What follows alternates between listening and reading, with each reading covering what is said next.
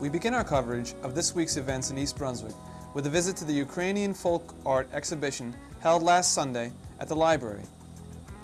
Next, we'll give you a look at the performance of the Kids on the Block Puppeteers, sponsored by the East Brunswick Lions Club.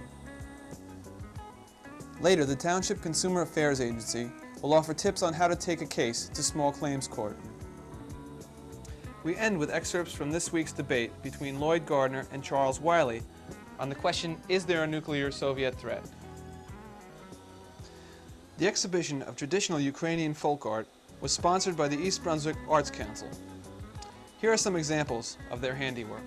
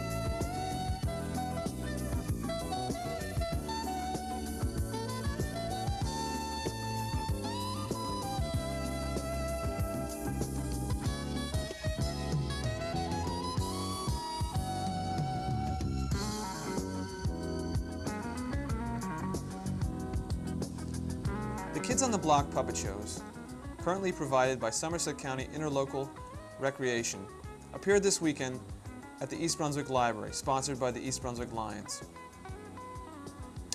They're not only a special bunch of kids, they're a very special troupe of puppets. They're nearly life-size. Like real children, each has definite likes and dislikes, hopes and fears, talents and limitations. And like real children, some are handicapped, some are not. Together, the Kids on the Block form the core of a unique and exciting educational program with an important purpose.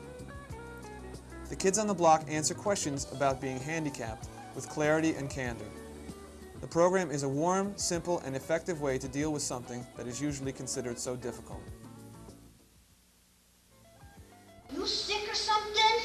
No, I'm not sick. I got cerebral palsy. You got what? Cerebral palsy, you know, CP. Oh yeah, CP. Yeah. What you talking about? The kind of cerebral palsy I got means that I don't walk and I don't talk too good either. You mean you don't ever walk? Nope, I don't ever walk. Well, how do you get around? Well, I get around my wheelchair. I call it my cruiser. Your cruiser? Yep, that's my cruiser. Wow. Well, how do you go to school or have any fun? Oh, well, I go to school just like you, in a regular bus, only my bus has a lift in it. I wheel my chair onto the lift and up I go. Who knows their alphabet in sign language? Well, how about if we all learn it? Would you like to? Yeah. Okay, shake your hands out. We're going to learn our ABCs, okay? Shake your hands. Ready? Get them warmed up. Okay, you ready? Mandy, are you ready? Yes? This is the sign for yes. Let's everybody try that. Yes, yes, yes, yes, yes. Okay, ready? A. Okay. B. C. D. E. F. G. H. Two fingers. I. Pinky, get your pinky finger up there. I. J. Can you show us or show everybody out here and let Ronaldo know what you got for him? Well, Ronaldo, I'm a member of the East Brunswick Lions Club, and we help people who have problems with sight and hearing. And I'm here on behalf of the club to make you an honorary member of the East Brunswick Lions Club. Wow, that's great. I am so honored. What do you say, Ronaldo? Oh, thanks, Tom. Pleasure. That's Anytime I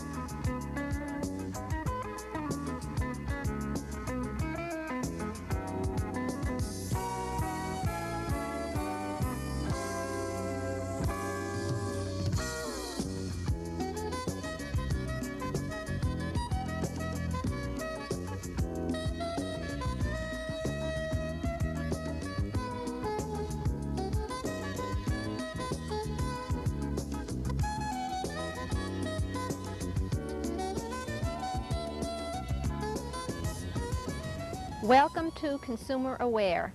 I'm Adrienne Eisner, Director of the East Brunswick Consumer Affairs Office. Small Claims Court, often called People's Court, is an avenue available to help people recover small sums of money without having to hire an attorney. These courts offer consumers a chance to present their complaint in person to an impartial judge who can order the offending person or company to pay money owed.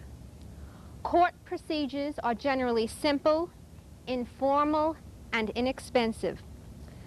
The Division of Small Claims Court is part of the County District Court.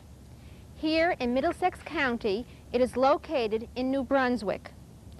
The costs of suit have been kept to a minimum, and usually cases are heard within a short time after they are started.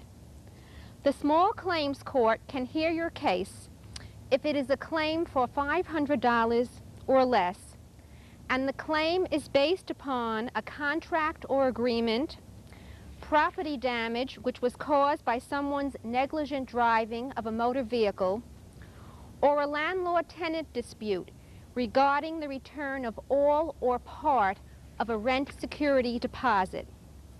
Any person over the age of 18 can sue in Small Claims Court. If the individual is under 18, he would have to bring a relative or friend to file and go to trial with him.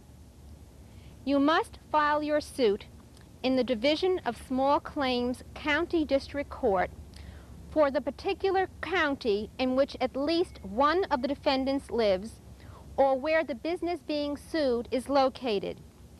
For the return of a security deposit, suit can be filed in the county where the leased property is situated. To initiate a small claims suit, you must file with the clerk of the Division of Small Claims in County District Court. Contact the county clerk for more information. There are some drawbacks to filing in Small Claims Court. If you win your case, collecting the money is a separate process and can be quite difficult, especially from fly-by-night operators, companies no longer in business, or businesses or people who have filed for bankruptcy and have no assets. A small claims court trial is relatively simple and informal.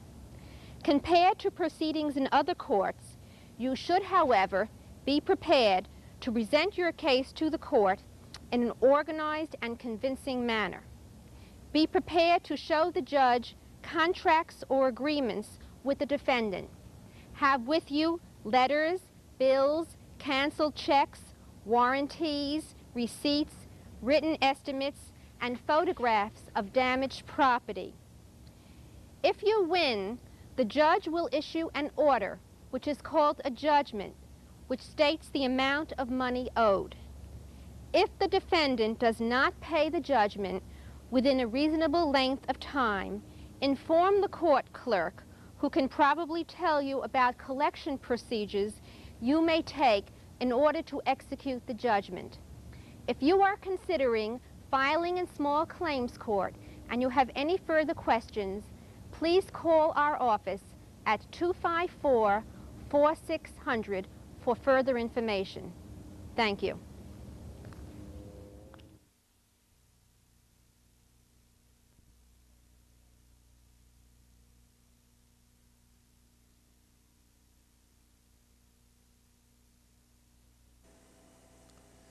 Is there a Soviet threat?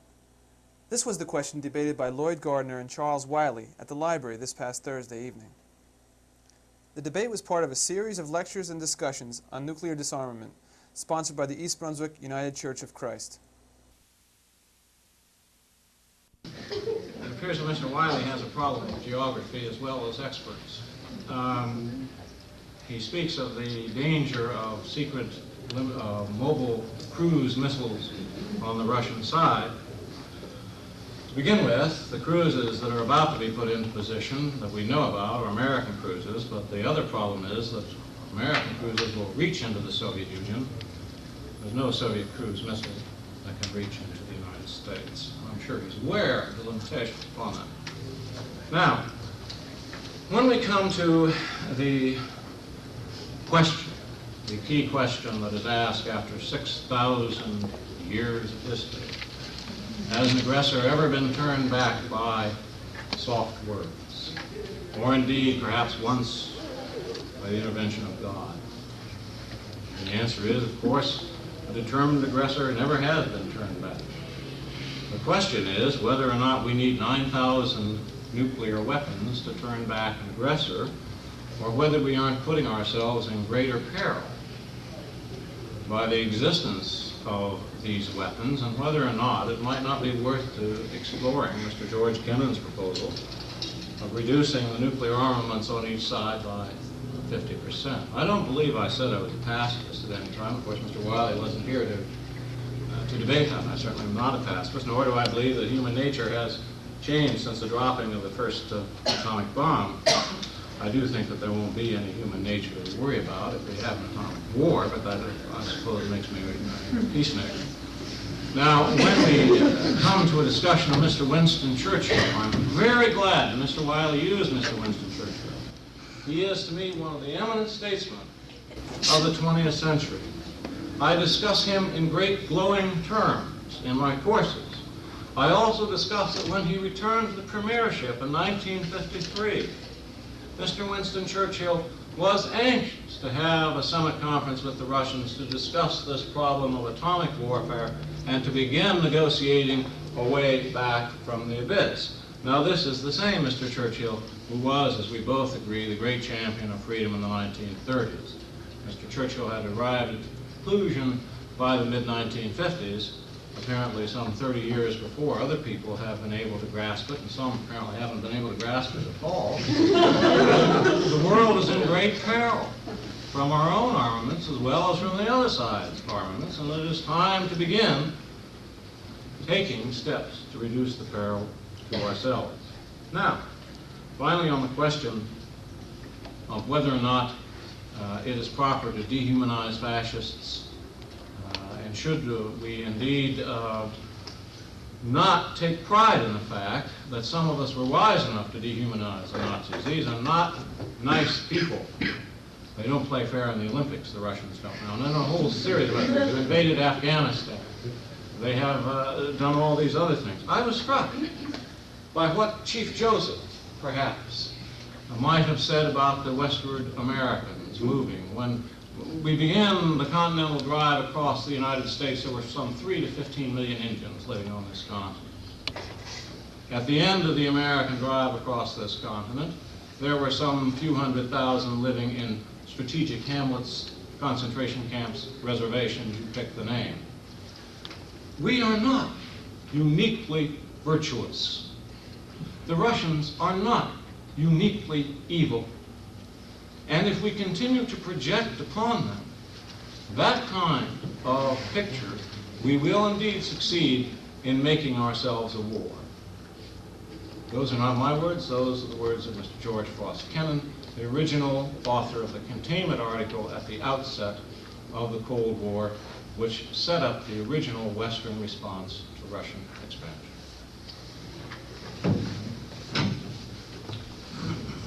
One, Winston Churchill in '53, along with a lot of other people, said, we'll sit down and talk to the Soviet Union. I'm not against talking to the Soviet Union.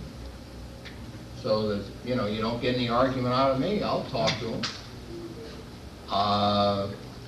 But I think the thing that you said, I could go into a lot of things that you mentioned, but one thing above all that bothers me is the concept that somehow we can compare the history of the United States to the history of the Soviet Union. That is very disturbing because it is the kind of thinking that has been coming from people in the anti-war camp.